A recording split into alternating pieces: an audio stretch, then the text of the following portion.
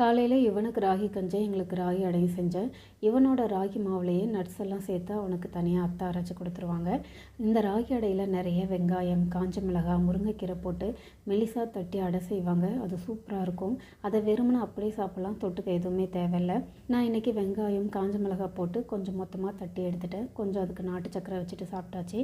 லஞ்சுக்கு உருண்டை குழம்பு செஞ்சேன். இந்த உருண்டை குழம்பு ஒரு வீட்லேயும் வேறு வேறு மாதிரி செய்வாங்க.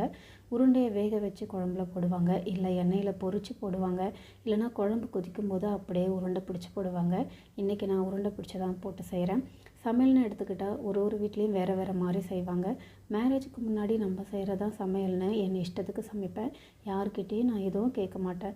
இன்றைக்கி என்ன குழம்பு வைக்கணும், என்ன பொரியல் செய்யணுன்னெல்லாம் கேட்க மாட்டேன். ஆனால் எல்லாருக்கும் பிடிச்ச மாதிரி செஞ்சு கொடுத்துருவேன். சமையலும் நல்லாயிருக்கும். ஆனால் ஆஃப்டர் மேரேஜ் வீட்டில் என்ன சொல்கிறாங்களோ அதுதான் சமைக்கணும். ஒரு பயத்தோடையே சமையல் இருக்கும். யாராவது நல்லா இல்லைன்னு சொல்லிடுவாங்களான்னு யோசித்து சமைக்கிற மாதிரியே இருக்கும். எனக்கே என் சமையலில் கான்ஃபிடென்ஸ் இல்லாத மாதிரி இருக்கும். அதுவும் ஒரு சில வீடுகளை நான் பார்த்துருக்கேன். பக்கத்தில் நின்றுட்டு இவ்வளோ கடுகு போடணும், இவ்வளோ சீரகம் போடணும்னு சொல்லிகிட்டே இருப்பாங்க. அதுக்கு மேலே காய்கறி கட் பண்ணும்போது பொரியலுக்கு இந்த ஷேப்பில் தான் கட் பண்ணணும், ஸ்கொயர் ஷேப்பில் தான் கட் பண்ணணும், குழம்புக்கு இந்த ஷேப்பில் கட் பண்ணணும்னு சொல்லுவாங்க.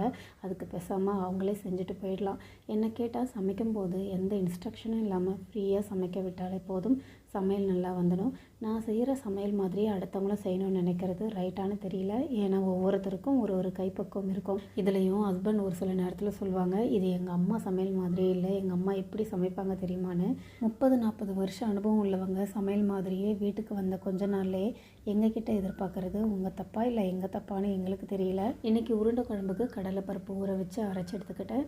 அது கூட பச்சை மிளகாய், ஒரு கைப்பிடி அளவு பூண்டு, வெங்காயம், உப்பு சேர்த்து ரெடி பண்ணி வச்சுட்டு, புளி தண்ணீர், தேங்காய், மிளகாய்த்தூள், உப்பு சேர்த்து ரெடி பண்ணிவிட்டேன்.